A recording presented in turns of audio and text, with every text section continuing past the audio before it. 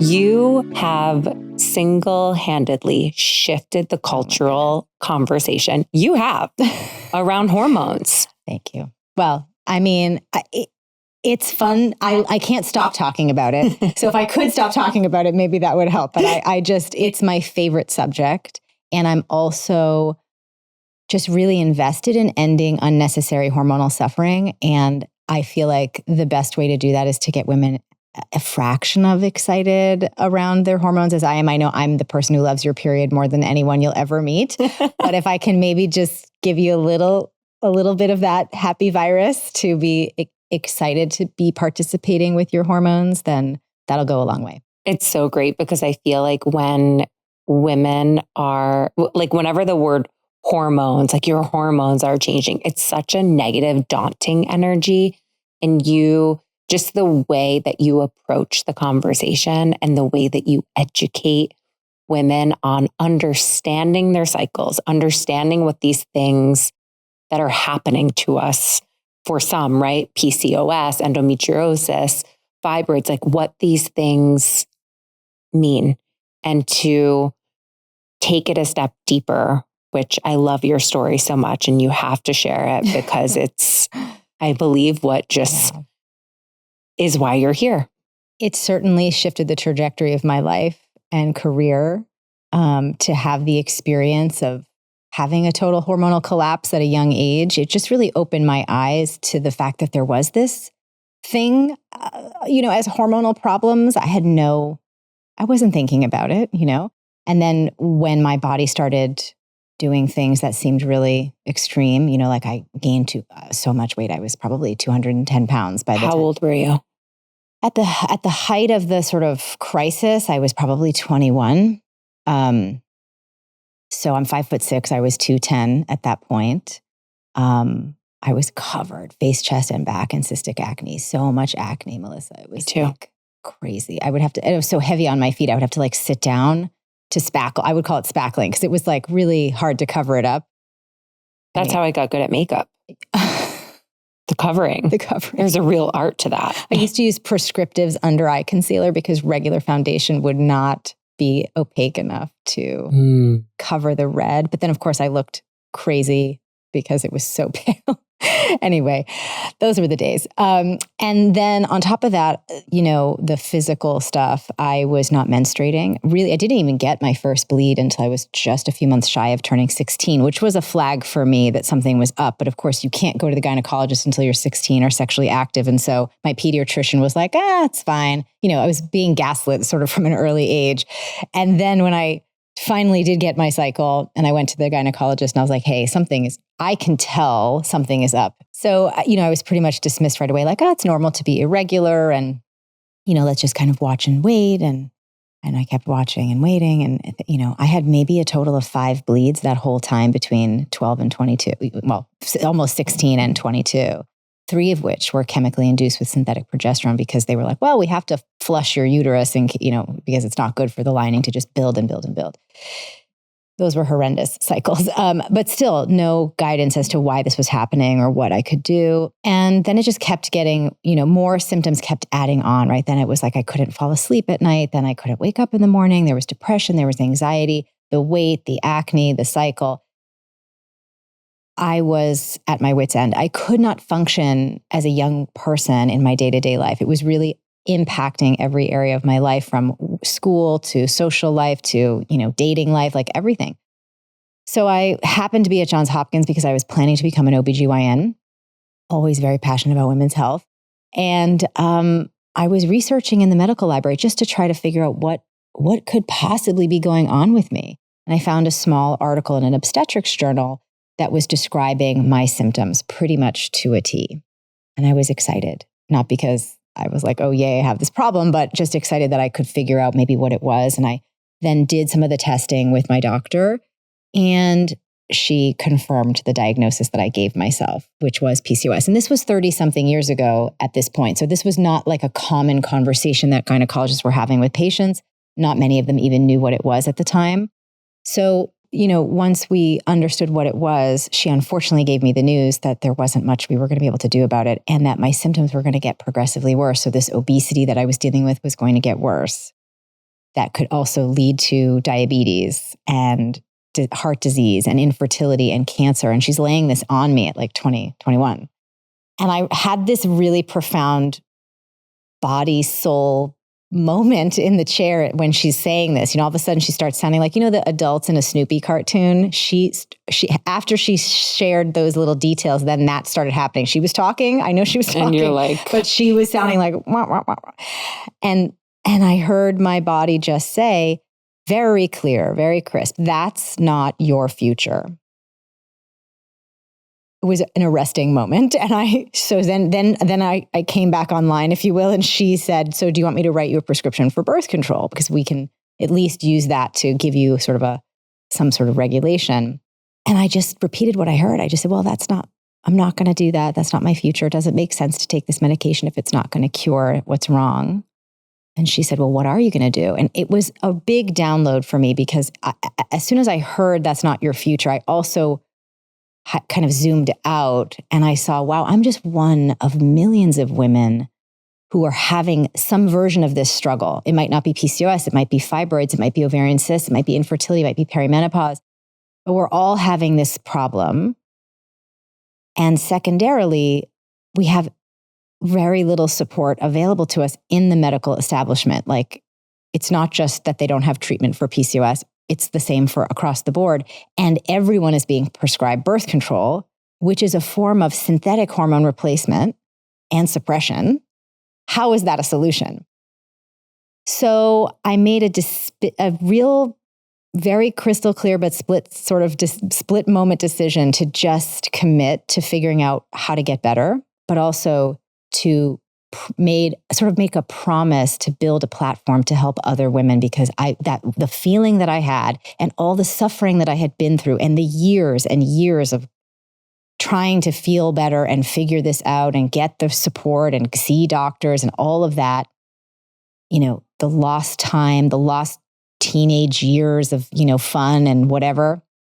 I was like, that's just no way to live. And no one else should have to go through this. So I kind of was on my mission right then, right in that chair. I had no idea how, but I was clear that that was my why. Isn't it amazing when your body, like, you just drop into this state? Like, I could literally, first of all, I felt like I was there in the room with you because I could feel it. And I know that feeling.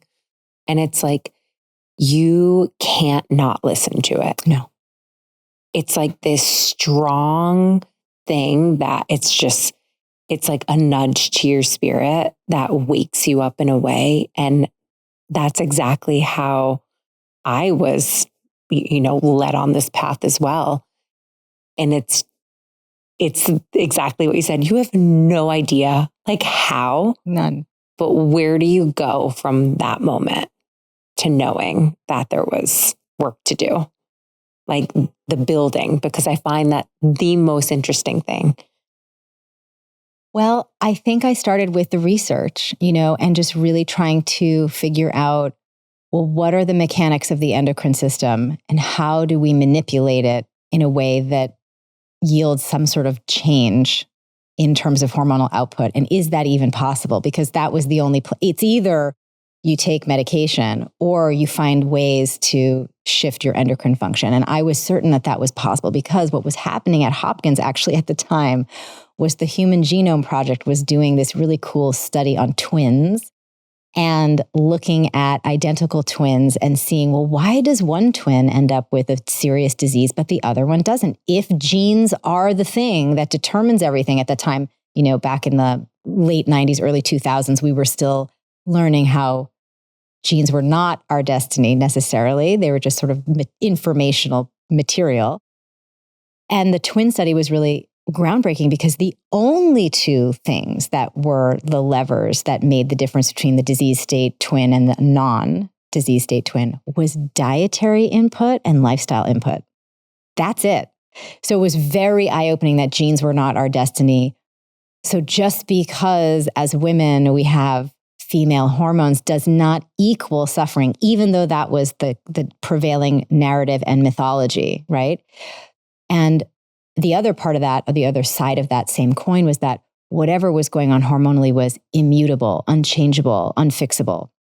So seeing these levers be so profound in other diseases, I said, well, that's my path. It's going to be dietary and lifestyle levers. And then I started looking at, well, in what order does the endocrine system need to be approached? Because how, it's a system, and I'm a systems thinker, and I don't know when I realized that, but certainly when I look back at my body of work to date, it's very much about organizing chaos into systems and really looking at, well, the endocrine system has a really important first mission, which is to safeguard the transport of glucose to the brain, the heart, and the muscle tissue. And if we do anything to disrupt that, then all hell breaks loose and all sorts of compensation takes place hormonally to make sure that the brain, the heart, and the muscle tissue get access to glucose, because without that, we go offline, so to speak. And that's where a lot of us go wrong. And then coupled that with some of the research that I did of years later, looking at the gender bias in medical fitness and nutrition research that was leaving women out, but yet we were using techniques that were optimizing male health, like eating a certain amount of calories during the day, but restricting them more deeply because we were women. And that was the sort of general thought, was hurting us. And the workouts. And all the extreme workouts, too much cardio. So this was really the first place where we were having so much disruption. And the flow protocol that I eventually put together and published in my first book, Woman Code, was really about this systemic approach to manipulating the function of the endocrine system in the correct sequence so that it could start to do its job of providing you with balanced hormones. Because you cannot spot treat your estrogen level. You can't fix your progesterone level just, by eating a lot of chickpeas. You can certainly help give it more building blocks for boosting progesterone. But if you're not protecting your blood sugar levels and insulin response, if you're not really working on cortisol response, then no amount of chickpeas is going to help protect progesterone from that, cortisol steal, so to speak. So it was really groundbreaking for me to figure this out for myself, because when I applied the method to my own hormonal ecosystem, the change was pretty exciting. The weight came off, the skin cleared up, the cycle came back, and all the other mental health issues went away. So it was like really incredible to watch my body transform. And I was, studying and apprenticing and getting certifications. And I was very clear at that point that I was ready to help other people and help them use the protocol. So I opened up my practice in Midtown and did that for about a decade. And after about a decade of that, I thought, I think there's a way to use technology to help reach more people so that more women could have access to helping themselves. And it's just been, I've never started with the end in mind. I mean, the end that I've started with is this very big thing, like no woman should have to go through this. But I haven't specifically said, well, it's going to look like this, or there's going to be an app, or there's going to be this. Right. It's just what is needed today? What can I do today? And brick by brick, it's over the past 20 something years, it's kind of unfolded very organically.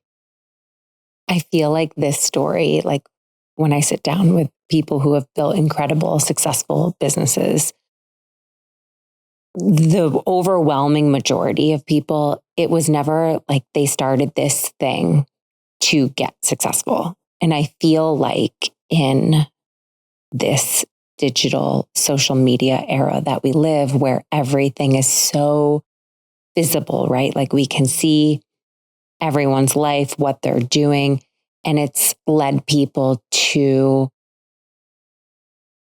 almost want the thing, like that achievement of whatever people think success of it. Exactly. Yeah. Instead of tapping in so deep to the things in their life that, I mean, for me, it's like that wake you up, that get you out of bed in the morning, that make you feel this aliveness with life. And it's exact, just hearing your story like that, it's such a beautiful place to build because it's from the heart. And I do think that there's so much value in, and what I do love about the social media the advent of social media is the very feminine essence of it, which is about communication, community, and sharing, Mm-hmm. and showing each other what we're doing, what we value. It's really been a sea change, I think, for women, and especially for the conversation, because, having a conversation about menstruation in the mainstream media when I got started 25 years ago was very, very difficult. Social media changed all that. And women were very willing to talk about things that, let's say, mainstream media was reticent to talk about. And because it became popular amongst ourselves online, then the sort of traditional media followed. And that has been such a positive thing. I actually feel like we're in this very historic period of time with the rise of these conversations and normalizing or deconstructing taboos around our bodies, our hormones, our sexuality, our periods, menopause, the rise of femtech, and very recently, just more funding going to research for specific women's health issues. It will only serve to change the culture in profound ways that I am so here for and have been here for a long time. But I really value the groundswell of women on social media talking about the things that they resonate with. And that's certainly been true of the cycle syncing method. When I published my second book, for example, there were like 15,000 hashtag iterations of cycle syncing in 2020 before the book came out. Today, 4 years later, there are 550 million searches for cycle syncing across social media platforms. Every single major publication has written about this thing that I created. And it's resonating with women, and they're sharing it with each other. They're showing their cycle syncing lifestyles. I think it has definitely met women right in the place where they've had this huge void of what is this specific structure and system and practice that's just for me, just for my biology, not the crumbs of something that works for guys that I have to sort of jerry-rig to see if it'll fit for me. And oh, by the way, it's disrupting my hormones. I mean, let's just look back at that paleo is screwing up women's cycles and creating thyroid issues, intermittent fasting, same thing, HIIT workouts every day, day in and day out. These were recent trends that were saying, oh, this is the gold standard. This is the thing. The research is showing this is the best thing. And it's what the articles were missing was just clarifying a very important point, that the research was conducted on men and sometimes postmenopausal women, but definitely excluding women in their reproductive years, which just is maddening, because then we as the prime demographic of wellness content consumers, women in their reproductive years, we're looking at this information to try to guide ourselves to make decisions, critical decisions about our self-care, our healthcare choices. And it was never about us. I know. It's wild. It's so wild. Keeps me up at night. I mean, you're changing the world. You're changing. I'm trying to do all that I'm capable of to just give us the information that we need to make the right decisions for ourselves. That's really it. I think, looking at my daughter who's, about to be 10, I've been in this conversation with her for a long time, with myself, regarding her, like, how do I raise a young girl from the beginning to be sovereign in this environment? What does that mean? And the thing that I keep coming back to is it's like really just about information, providing the real information. So we started when she was really young with like looking at her poop. I'd be like, all right, let's look. What do you mean? Why should I look at the poop? It's gross. I'm like, no, it's not. It's just something that comes out of your body. So it's not gross, just kind of like reframing things because we want to set up for menstruation, right? And so let's look at our poop. What is it looking like today? Well, what do you think that means? Now that certain shapes and types of poop mean something, constipation versus loose or perfect, perfect looking poop. If it's not what it's supposed to look like, what should you do? She's like, oh, I should probably have my probiotics or eat some more broccoli tonight, or just getting her in the practice of being in sort of compassionate responding to her body. sets her up so that when it's time for menstruation, when we have to kind of always be dynamically adjusting to our cycles, that's like a normal thing for her to do. And at this point, now that she's almost 10, she could teach a class on, the Infradian rhythm, the circadian rhythm, her cycle phases. She has seen menstrual blood. She's most excited, not about all the physical details, but about this going from feeling the same every day to feeling different throughout the month, and knowing that that's going to open her up to creativity in a different way, but also is what defines her as a woman. And very interesting because her friends from school are like talking about bras and boys. And I have this conversation with her of like, well, what do you feel about that? She's like, well, I think it's silly to wear a bra if you don't have boobs. I'm like, agreed. Not only is that silly, but also the tight fabric is terrible for your lymphatic drainage over there.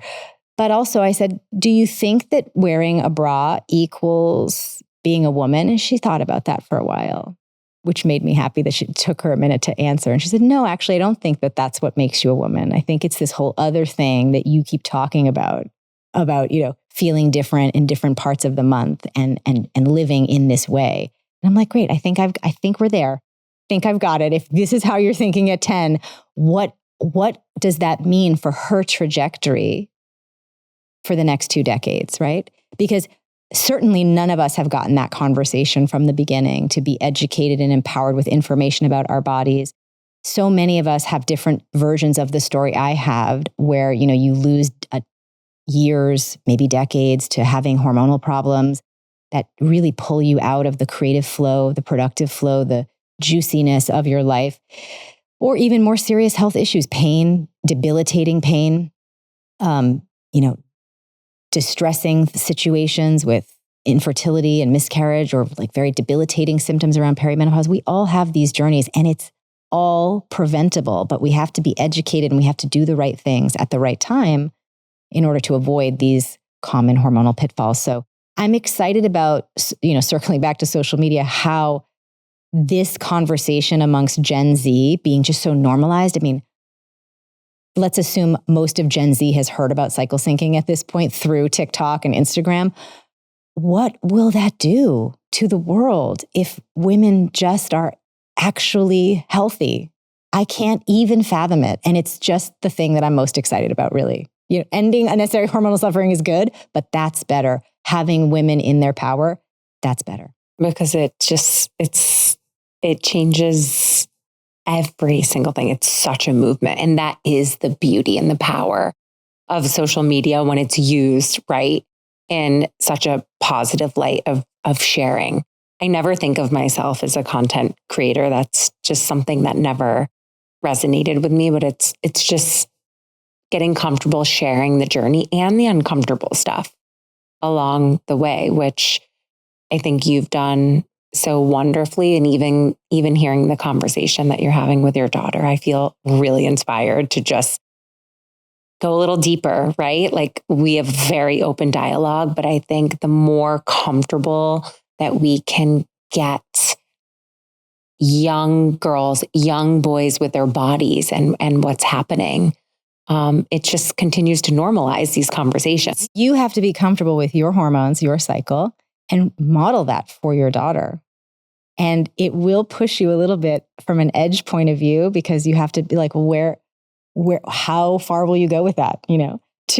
But I think we should go, and we should share, and we should show, because then it's not a scary unknown for them. It's just something, my mom, that's part of my trajectory. That's where she's at. That's where I'm going. It's known, it's safe. We have so much attachment with the mother energy in our lives. So giving that sort of holding space for her to grow into her womanhood in your embrace, I think, is a really beautiful gift. It's beautiful. I love it.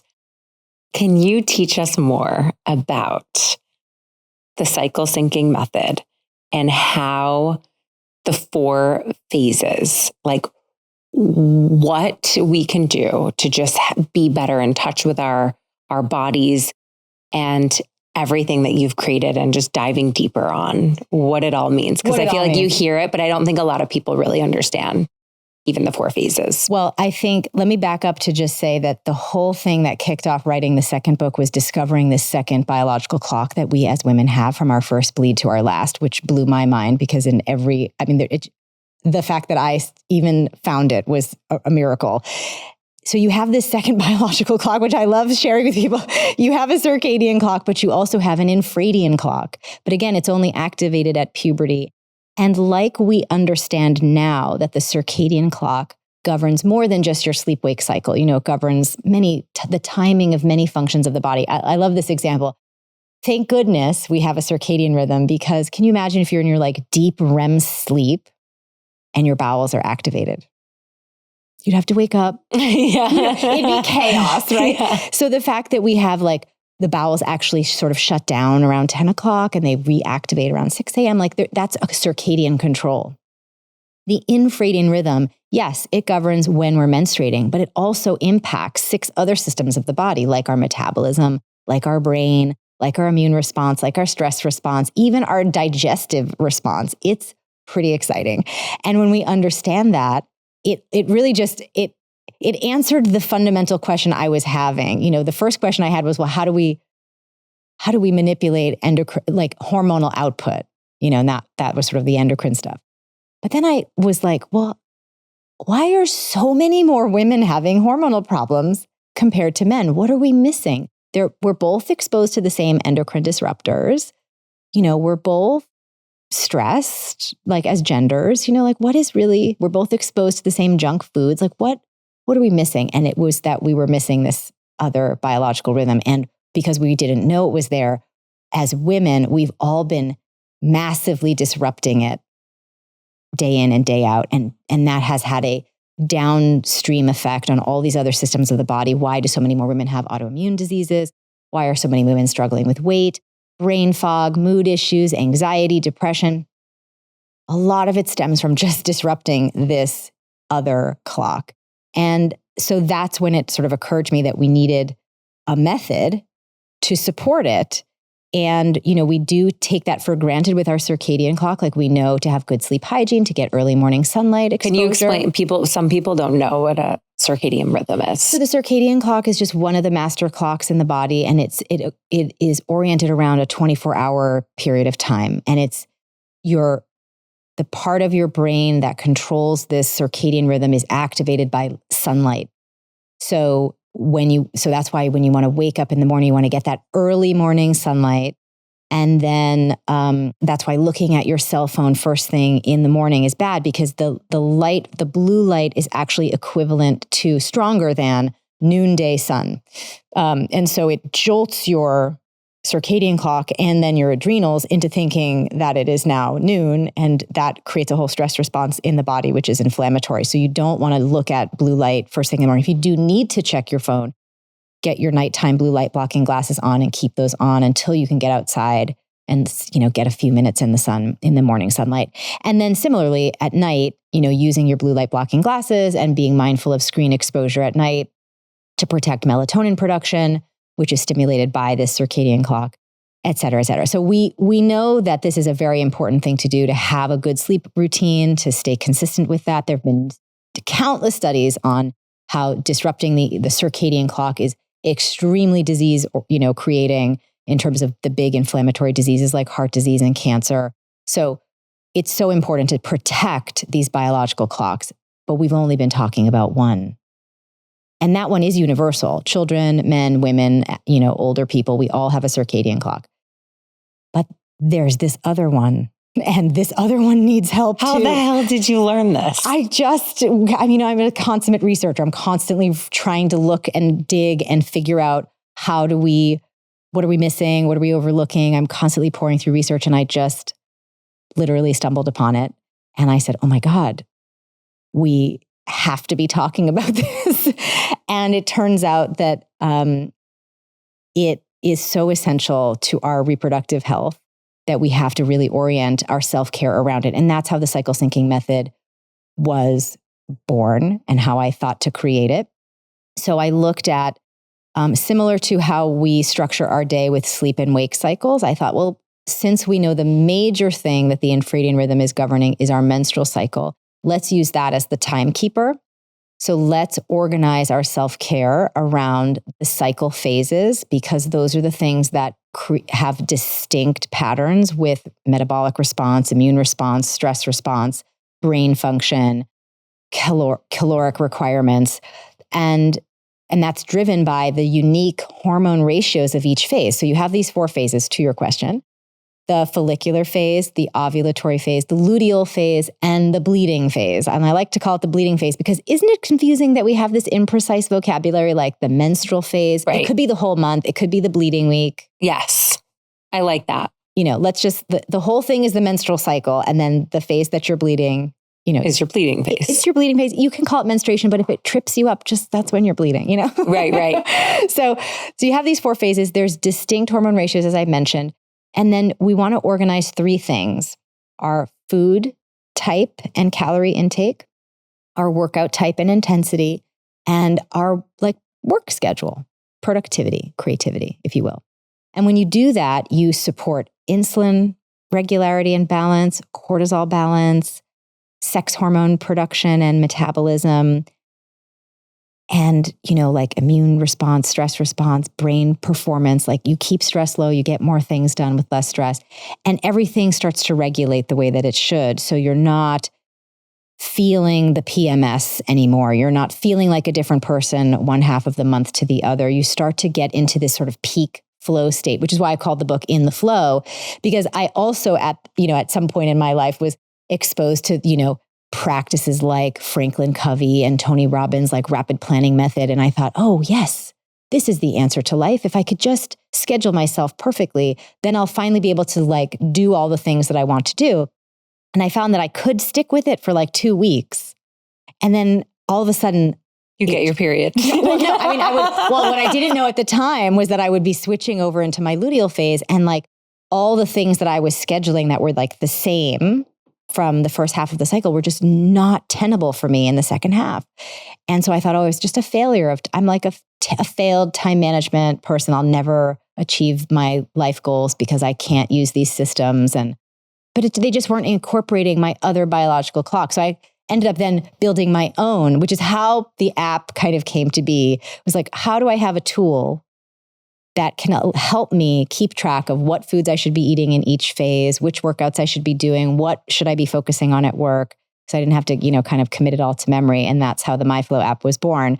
But the method was really the first thing. And putting that into practice was really remarkable, because just the way that you can plan out your month and have everything go right, from your health to work to relationships, it's game changing. Because oftentimes we just feel like we're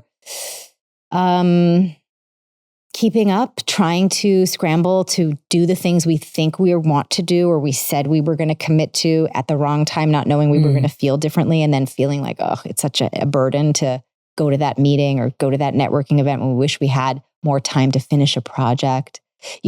Not being in a dynamic pattern is such a drain on our energy reserves. It depletes our micronutrients. It steals progesterone from us. And listen, I'm 47. So I will tell you, you've got to protect your progesterone levels, and you got to start in your 20s, because it's a continuum, right? If you want to reverse engineer a fabulous perimenopause, which I am doing, you want to protect that progesterone, and you do that by cycle syncing in your reproductive years, right? Because every cycle you're organizing the foods the right way, the workouts the right way. You're not burning through, you're not doing a pregnenolone steal to make more cortisol. You're going to keep making nice amounts of progesterone, protecting your ovaries from aging prematurely, slowing down the journey through perimenopause, minimizing symptoms. And you'll know that you're on the right track and doing that before you reach perimenopause by looking at your luteal phase symptoms, right? Are you having any PMS? If you're having any PMS, that means you're not making enough progesterone. And that's going to be really problematic when you're over 40, and certainly problematic even in your 30s if you're trying to conceive. So PMS is not something we should joke about It's something we should take seriously. It's a big red flag. It's a hormonal imbalance, but that's the bad news. But the good news is cycle syncing quickly, very quickly, within a cycle or two, will put PMS as like a ghost in your past. I'm locked in because I have my moods drastically change. Drastically. They do. Okay. Yeah. So what you're going to simply do is the first thing is to dial up calories by 279 per day in the luteal phase. During the luteal phase. During the luteal phase. So right after ovulation, which you'll know when you're crossing into the luteal phase in the app, it'll tell you. And you're just going to eat more nutrient dense, slow burning carbohydrates, but also about 300 more calories per day because your metabolism speeds up in the second half of the cycle. Why does it speed up in the second half of the cycle? It's slower in the first half. So in the follicular phase, ovulatory phase, you can eat fewer calories. You can have the smoothies and the salads, and you can do all the things you're comfortable with. Second half, you have to eat really strategically because your body is 3D printing a very specialized organ called the endometrium. You know, the thing that comes out when you bleed? Mm-hmm. That's not blood. It's this beautiful, special, immunologically robust organ. And you manufacture that out of the food that you're eating every month. Just like you 3D print a human being from what you eat, we all take it for granted. Like, of course, I'm eating for two. You're also eating for this organ during the luteal phase. And you have to eat strategically for that. Otherwise, your blood sugar will be very chronically low throughout the luteal phase, which will definitely negatively impact your mood. So many women have anxiety in this phase of the cycle and mood swings simply because they're not getting enough calories. Simply that. Wow. Not because there's a bigger mental health issue. Just simply because we aren't understanding, because who is telling us about this, that we have a metabolic shift, a dramatic one, and we have to eat more. And when you keep your blood sugar stable in the luteal phase, you feel great. And you make more progesterone, which then gives that estrogen that nice haircut. You want that ratio of more progesterone and less estrogen in the luteal phase, and then there are no symptoms, zero symptoms. I've had no PMS for, I don't know how long, 20 something years. You don't have to have any. Wow. None. I will say that they've diminished through, I was having this conversation with my function in medicine doctor, who's amazing, and was like, we need to incorporate seed cycling into the into the luteal phase.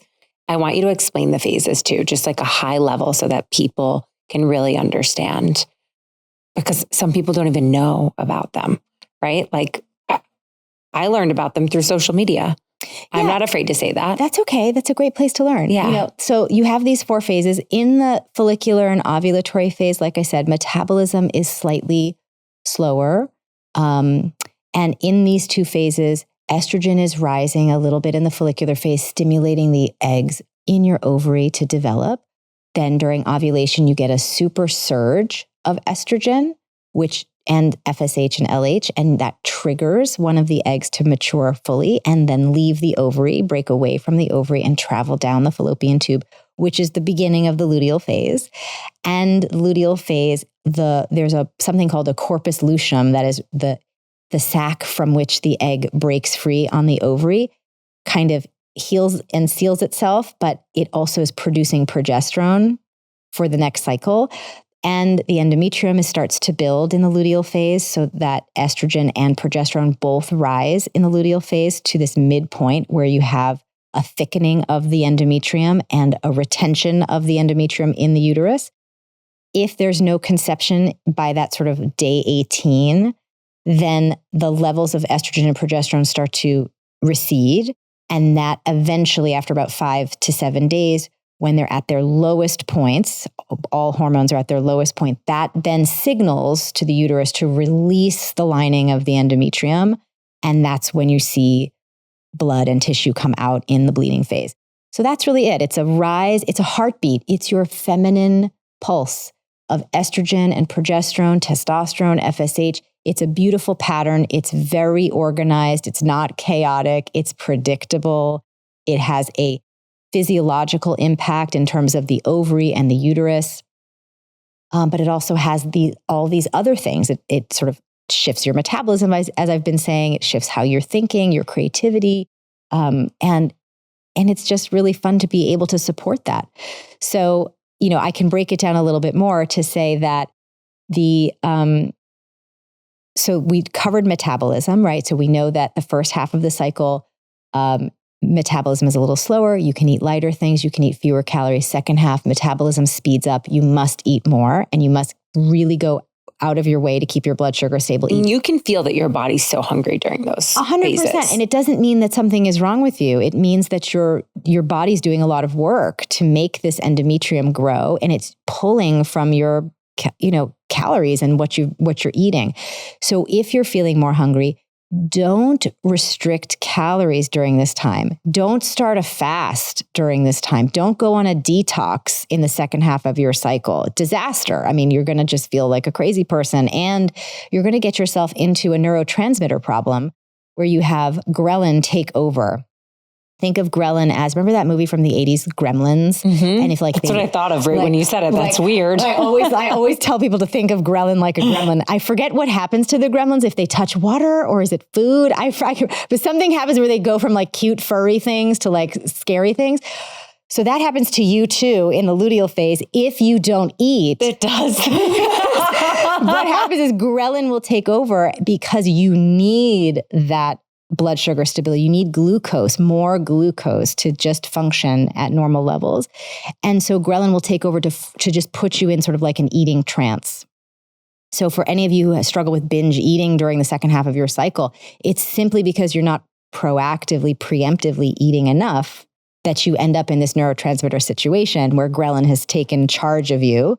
And you wake up kind of after the trance has ended and blood sugar levels are where your body would like them to be, because we're not as in control as we think we are. And then, leptin will kick in and say, okay, you can stop eating. And you're like, oh, hey, I'm back. Where'd I go? And oh, this bag of Doritos is now missing. Who ate it? It was you, but it was also you on ghrelin. And so, but this happens far too often and is totally avoidable. So this is why, for example, I may have a smoothie in the morning during my follicular and ovulatory phases, but in my luteal phase, I'll have a more what I consider like a breakfast, with like sweet potatoes, animal protein, if it's eggs or if it's chicken or whatever. I'll have like lunch basically for breakfast.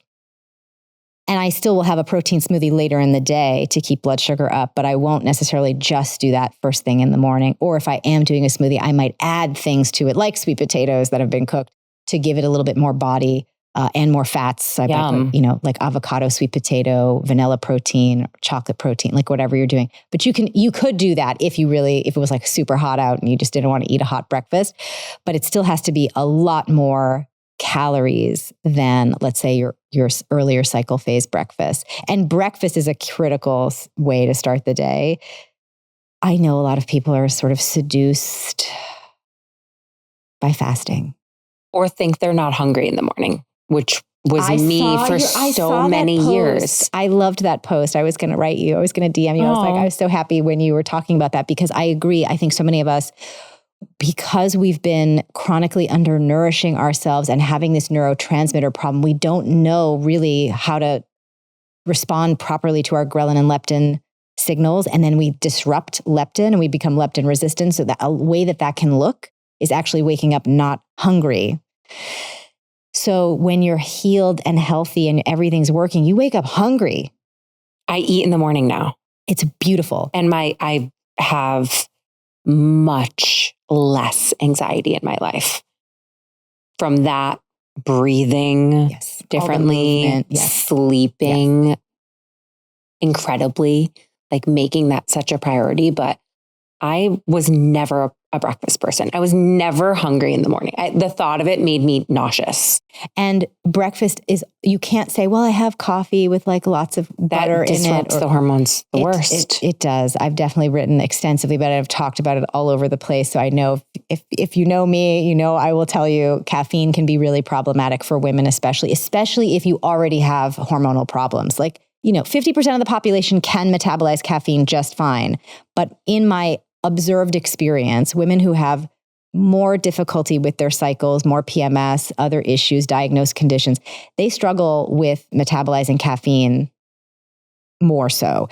And since there isn't an easy way to test this genetic variation yet, although I wish there was, because it would be so cool if we could all just take a saliva test to say, well, do I have this gene variation in the CYP1A2 gene? And if so, I'm just not going to drink caffeine. It doesn't have to be an opinion. Should I, shouldn't I? Because that's really where we're at. It's like, it's an opinion. Coffee's good for you. Coffee's bad for you. It should just be based on, can you metabolize it? Because if you can't, like I cannot, then you can look this up on the Mayo Clinic's website. You will have caffeine toxicity, which I used to experience. And it's terrible. One of the experiences of that, or the symptoms of that, is serious anxiety. A lot of women have a lot of anxiety that is really dietarily driven, and you should definitely look at all of the possible places where that could be happening for you to rule them out as you are on your mental health journey. Make sure you're getting enough calories in the second half of the cycle. Take a break from caffeine. If you're over 35, at 35, which is when perimenopause begins in the brain, I would cut out alcohol, which I did. I did too. And I think it's really important because it also contributes to slowing down ovarian aging, making that choice. So a lot of little things that you can do, gentler biohacks. Cycle syncing is a very gentle biohack because it's working with the body. It's not anything that we have to do outside of ourselves. It's just going within and letting the timing of our bodies dictate our self-care practice. And the cumulative effect of that over decades, because, it's a practice you would ideally use from your first bleed to your last, which is about 4 decades, is profound. I've been doing it for 25 years. And here at 47, I have no perimenopause symptoms. I'm still cycling regularly. I've not done anything to my skin. I've not had any injections. Your skin is so beautiful, by the way. I've not even colored my hair. So every day I'm like, should I, shouldn't I? But I haven't. It's beautiful. And so, here we are. And I'm so curious to be in this experiment now with myself. Like, how do I kind of go through this journey and see what it can be like? Going with this cycle syncing practice and methodology, and how slow can I go through it? Because every ovulation is so beneficial to you. Every ovulation protects you today, and it banks your brain, heart, and bone health postmenopausally. So you want to protect ovulation. You want to be ovulating. I would argue that that's a good enough reason not to ever take synthetic hormone replacement, AKA the pill or other things in your reproductive years if you can. And have a cycle. The power of having a regular cycle is profound, and taking care of it. So we've talked about the food. Let's talk about the workouts. Yeah. Because you are the movement queen. So when I think about movement throughout the cycle, what I'm really looking at is cortisol and the interplay of cortisol and insulin as there's sort of this stress response shift and metabolic shift. So since the first half of the cycle, we have a slightly slower metabolism and we also have lower resting cortisol rates. You can and should do more cardio-based workouts, HIIT workouts. Those will all be totally fine during that phase of the cycle, if that's what you want to do. Right.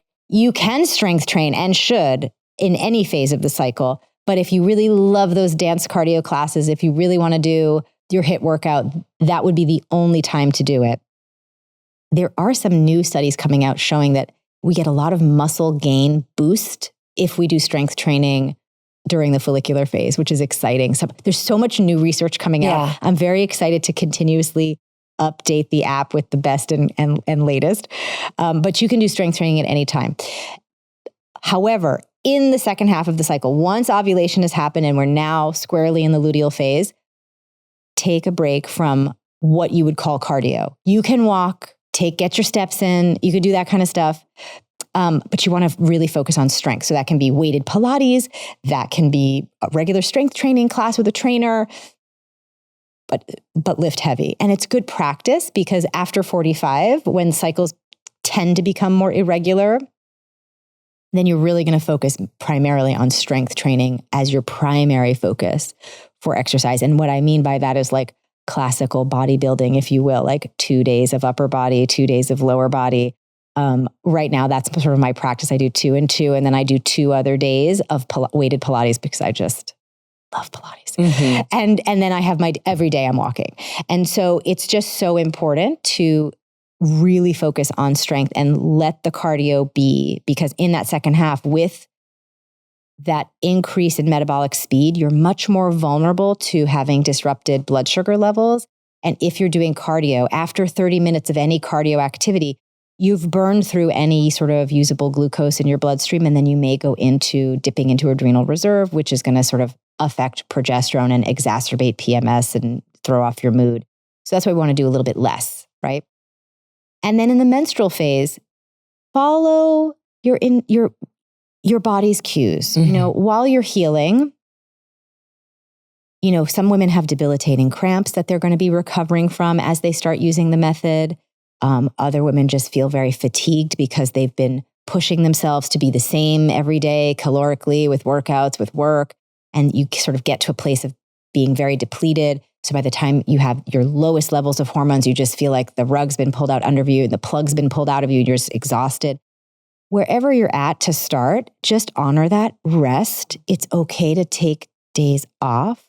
I love the first day of my bleed because I'm like, I'm not doing anything. I just give it, it's like a personal holiday day. I just chill out. I journal. I call friends. I just do whatever. I don't go out of my way to try to keep pushing myself to do whatever. By day 3, I'm like back at my normal routine. But the first day or two, I'm like, this is my little time to just chill. And if that's what I feel like doing, that's what I'm doing. If it's not, if I'm busy, I'm busy. But I'm at a place where my energy levels are so consistent and have been for so long that I can tolerate that. But if you're just getting started, just give yourself permission to listen to what your body wants. If you want to take a nap with a heating pad, please do that. I give you permission. And it will change over time as your cycle improves, as your hormones get more balanced, as your PMS clears up, as your cramps go away. You're going to feel much more even throughout the month. And it will just be something that you do as a choice, not as a necessity. Right. I'm so happy to hear you say about the cardio piece. I think personally, just because people are always like, but what about cardio? More cardio, this. And even just, really hearing what you're saying about strength training and your approach and what, you believe incorporating into these phases can really help keep you in more of a neutral zone. And it's so interesting too, because as an instructor who I don't bodybuild, I don't necessarily do conventional weight training, but you do in your way. You do. Exactly. Yes. So I always, it's an interesting conversation always around like Pilates, and it's not enough in this. And that is why I share so many different styles, and why, even I've been picking up 2 pounds for some arm series and wearing a double pound. It's during that phase, right, that I feel like I can go a little bit harder, but it's just in my approach of doing it in a way that has worked really well for me over all these years. But understanding kind of this rhythm and how to move towards movement literally during these phases is so, it's mind-blowing to understand that you can keep yourself more neutral. I like that word neutral. Love. Because that's a really good frame, Melissa, because the idea is if you're depleted, then you have to compensate. If you're overstimulated, then you have to recover.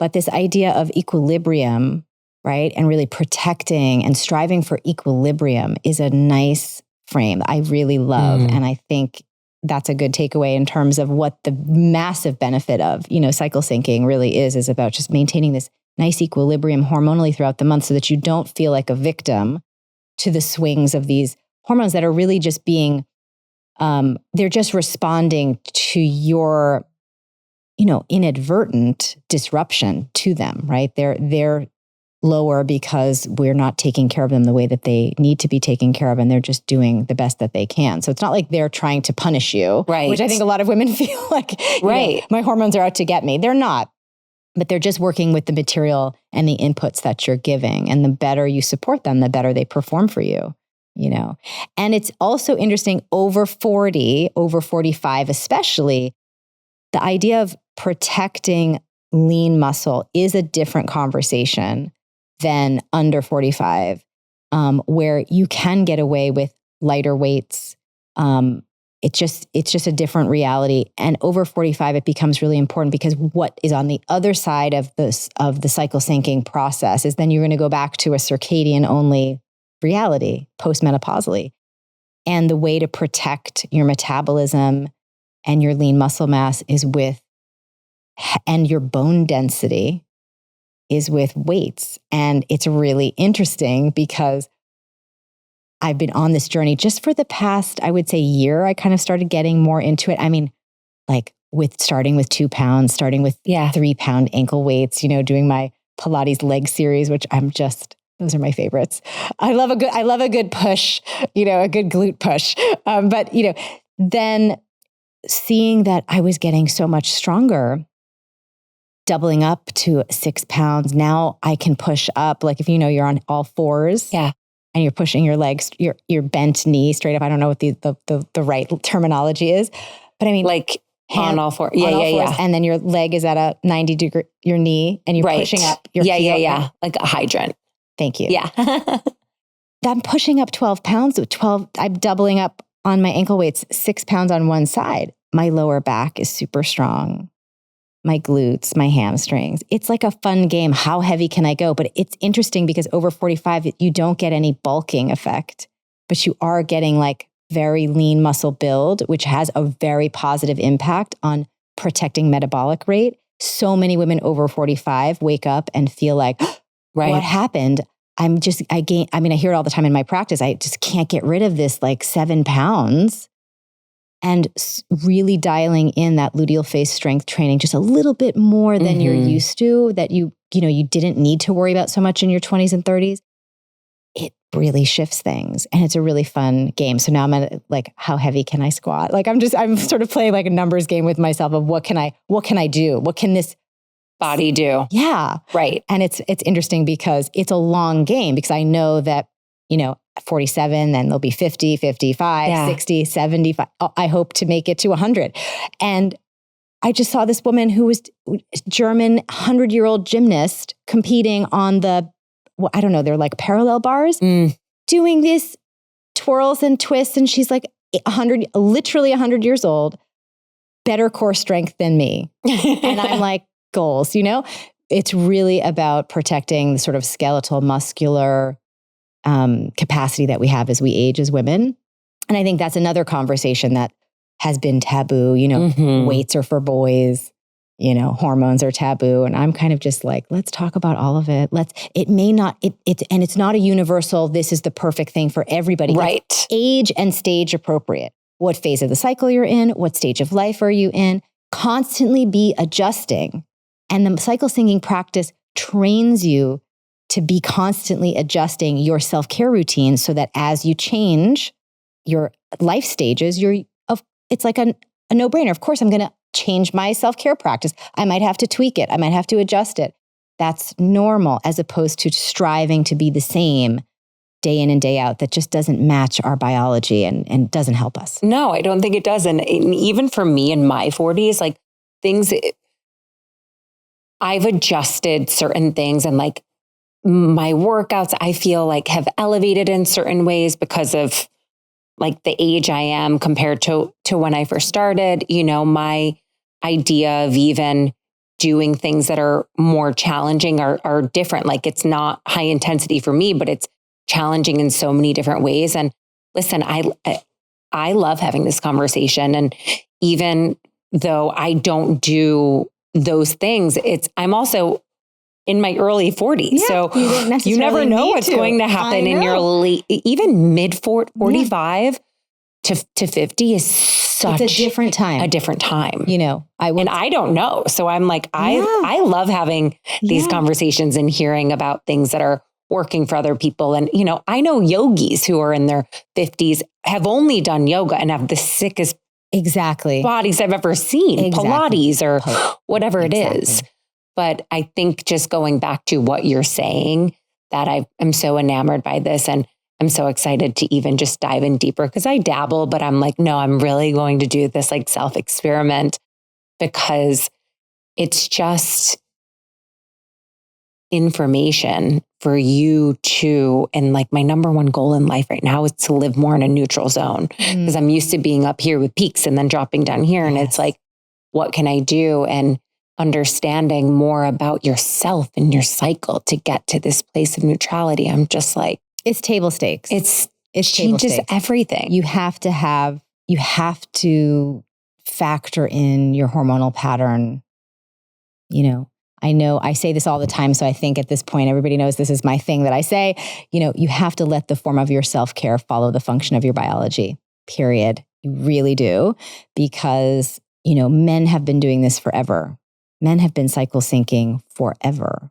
And look at how, if we compare the rate of hormonal issues for women compared to men, can you think of a man that you know of personally who has a hormonal problem? No. I'm like, well, maybe one. Maybe one, right? Yeah. It's like under 20%, right? But for women, 80% of women, Melissa, have PMS. Right now, 80% of women listening to this conversation have PMS as we're talking. And 80% of women at some point in her life will have a hormonal problem, a thyroid issue, a fibroid, perimenopause, PMS. I mean, it's like, it's basically everyone is having this issue. And it has to do with the fact that we're disrupting our infradian rhythm and men are supporting theirs and they're having far fewer problems. So that should be good news because we know that doing that in the long run really does pay dividends from a health perspective because we see it in the male cohort. Can you share some, you've mentioned a few times, just like endocrine disruptors? Your eyes. Where to begin? So it's not easy where for to begin. Out there. But I think just to open people's eyes to maybe even products they're using. Yeah. I mean, I'm pretty, what's the right word? Diligent, ruthless, uncompromising about what I'm putting on my skin, my body. I know you are as well. Mm-hmm. So it's, you can really make good swaps. There are just so many chemicals to avoid.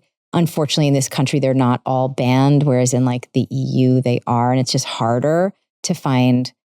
You have to really be a label sleuth here and have to really know that you want to stay away from, your phthalates and you want to stay away from BPA and you want to stay away from these really big endocrine disruptors. So plastic containers, plastic water bottles, plastic food storage containers. I mean, some of the things that you don't even think about, plastic bags, plastic, try to make your swaps at home with your storage containers, get a stainless steel water bottle to take around with you. Just little things that, good for you, good for the environment, by the way. Then from a body product, cleaning products at home, make sure that they're, chemical-free, fragrance-free. Fragrances, I just don't understand why we're still wearing perfume. It is such a bad endocrine disruptor. Depending on what the chemicals they're in there, they can also be carcinogenic. This is essential oil that you smell on me. It's rose essential oil. I'm not concerned. But let's just think about it this way. There's certain laundry detergent that their claim to fame is like, when you open your closet, it'll feel like you just pulled your laundry out of the machine. And you're like choking on and this. I'm just like, let's just unpack the chemical compounds that are required for that fragrance to stay fresh 30 days after you wash that item. That's definitely not good for you. And, from that to like the stuff you spray on fabrics to the things hanging in your car, all of the, artificial fragrances in candles, in artificial fragrances in sticks and diffusers, you have to go out of your way. I mean, even like a small thing. And I love my daughter's school teacher this year. She, at the beginning of the year, was like, here's my little Amazon list, to all the parents, like if there's anything that you feel like getting. And one of the things that she had asked for were like Glade plugins. And I jumped all over that real fast. And I was like, I wrote her a little note. I was like, hi, this is like the first email I'm writing her. Like, hi, I'm my daughter's mom. And I saw that you put this on your list. I just wasn't sure if you were aware of the following things. And I just explained it very quickly. And I linked the study to how these artificial fragrances in developing bodies, and, these are prepubescent children, they're endocrine disruptive and impair cognitive performance, learning and memory. And I said, and I would be very happy because I felt so worried I was going to like upset her, because you never know how these things are going to land. I was like, I'd be very happy to buy you this diffuser with essential oils, one for when you need the kids to be focused, and one if there's like a cold going around the room, and one for calming them down at the end of the day. And I was like, guys, I agonized over this email. I probably wrote 3 drafts of it, just to try to make sure the tone was right. And I had my husband read it, and then I sent it, and I was like, God, I hope it lands right. And she wrote me back. She's like, oh, I had no idea. I would love the diffuser. Then I sent it to her, and she was like, this is amazing. So, just wherever you can, be willing to not only do the shifts in your own environment, but if you have kids, like try to help bring this information forward. Little things go a long way.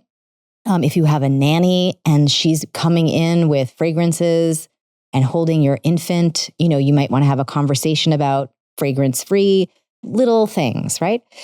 And then anything you're putting on your skin, really should be, if at all possible, organic and chemical-free. There are certain brands that I love. I actually love the Honest Co's. They have a body oil that is just so neutral and beautiful. And it was a pregnancy body oil. And I forget the name. It was like Mama Glow, or I don't know, but I love this body oil. It just absorbs right into the skin. Honest Company. Yeah, they have great stuff. They have great stuff. Amazing stuff. Very clean. You can always understand the ingredients. And if you're ever confused, you can go to the Environmental Working Group, ewg.org, and just type in any ingredient you're confused about and check it out.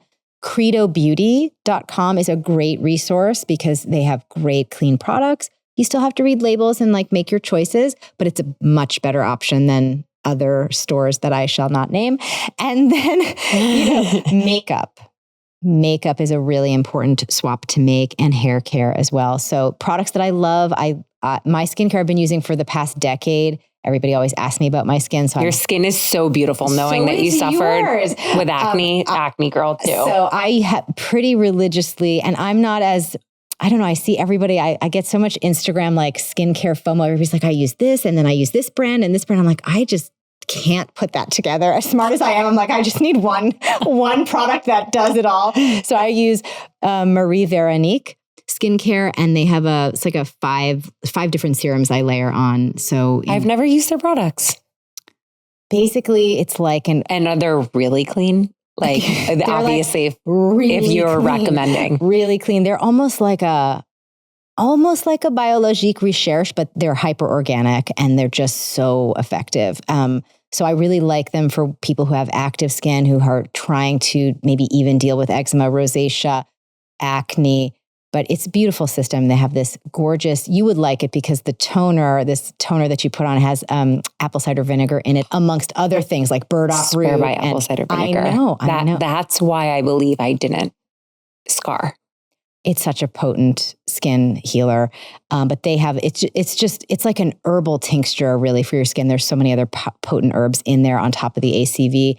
And then there's, B3 serum, a C serum, but they really focus on keep maintaining the lipid layer of your skin and the microbiome layer of your skin really protected. And so there are a couple of serums that I use for that, which I really love. It's working. And oil. Thank you. Look at your skin. Thanks. And then makeup wise, I pretty much RMS all the way. Love RMS. I mean, I love all the other brands too. Kyer Weiss and Ilia, they're great too. But I've just kind of got started with RMS. And, once you find one that's like a perfect match, it's hard to switch. And she's such an OG in the space. Great. I met her, Rosemary, and I was just like, you're a genius, But she went through a journey because she was having all sorts of autoimmune issues from handling makeup. Right. And all of its endocrine disruptive toxic glory. And she just needed a product that wasn't going to make her sick. And it was a gift to all of us. And then for hair products, I love Rahua, RAHUA. I use I use 2 of their products. They have a curl thing. I think it's called Curl Control because I have crazy hair. And then I also use their aloe vera gel. It is so hair healing. In your hair. Yeah, it's a hair gel. It's an award-winning. Evidently, Marie Claire loved it, so I thought, let me give it a try. But I mean, it's fabulous. Aloe vera is very healing, and so it's great for every type of hair, but especially over 40 hair. As hormone levels shift, your hair can become more dry and brittle, and if you're using heat appliances, it's just such a nourishing hair product. So I love that, and I'm always trying different shampoos. I'm like a shampoo addict. I love trying things. It's so much fun. But yeah, they have to be fragrance-free. I think Inner Sense is another great brand that I really like. They're very clean shampoo, conditioners, fragrance-free, really, really good. Yeah. Thank you for sharing the brands. I feel like people love... I love talking about good products. They love to know. I feel like that's probably the number one thing that a lot of people don't want to go into the detail on, but it's just so helpful. There is one fragrance brand, finally, that I'm really excited to try. Michelle Pfeiffer started it.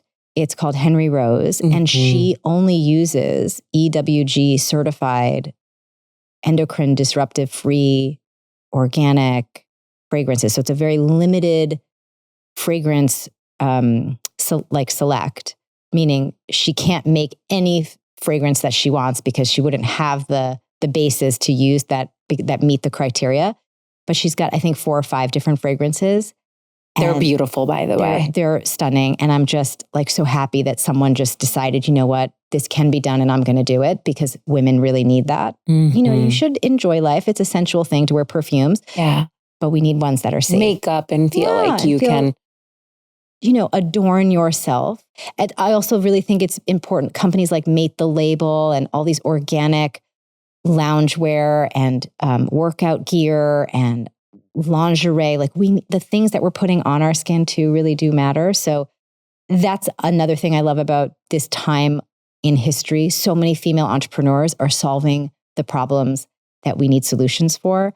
I'm so thrilled to see it. I'm inspired when I see more of it, and I'm proud to be one player in the space, but it's just a very cool time. If you think there's something else you need to build, I would encourage you to build it, because we need all the new support and products and things just to make living healthier, easier.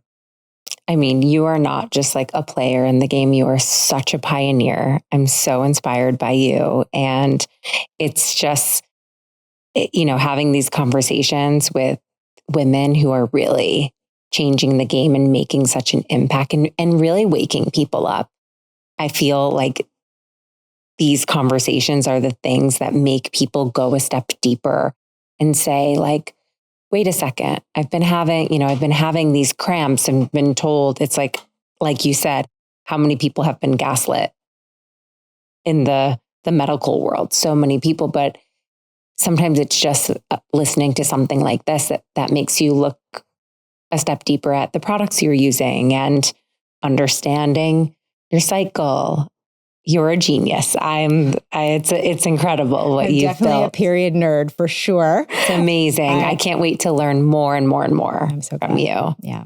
Where can everyone find you? Tell us everything about the app. Well, if you're having any hormone issues, I would encourage you to come to the Flow Living site and take the free hormonal evaluation and see what we recommend for your particular condition. And that's all totally free for you to do. The app is also accessible on the Flow Living site, but you can also find it in the Apple Store and Google Play. And the app is called MyFLO, MyFLO. It has a circle icon, not a feather icon, not other icons, just a 4-part broken circle icon, like the 4 phases of your cycle. And actually, for your listeners today, if you're listening, you're welcome to try a free month of the cycle syncing feature inside of the app just by putting in the code MWH. Love that. Yeah. So I'm really here for everybody to really give this a try. And it's just so important that you have 1 month where you're sort of syncing yourself up and seeing the impact that it can have. So yeah, we're just eager to share. I just like to share, You are a sharer. The books are on Amazon in the Flow and Woman Code. And then you can follow me on social at either Flow Living or Alisa.Vitti. Alisa, thank you so much I can already tell there needs to be a part 2 of this. Oh, we could talk about sex and it's pregnancy. Like people want to, we got to go deeper. Biohacking our orgasms. Yes. Oh, should we keep going? Thank you for having me. Thank you so much. My pleasure.